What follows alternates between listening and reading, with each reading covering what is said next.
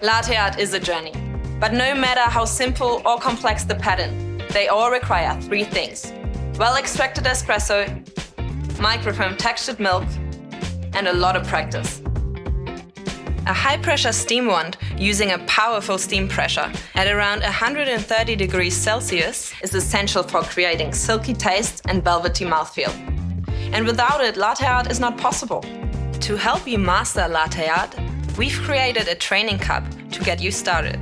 The circular lines at the base indicate the espresso volume for a single and double shot. The curved line on the wall helps guide you when pouring microfoam. Let's see a demo.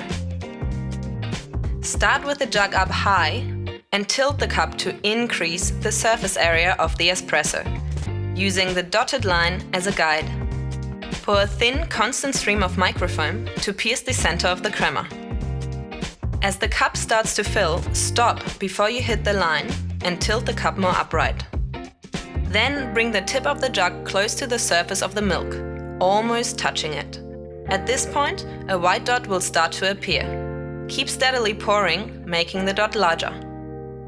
So you finished with the dot, but this is the first step in creating the heart, the tulip, and the rosetta.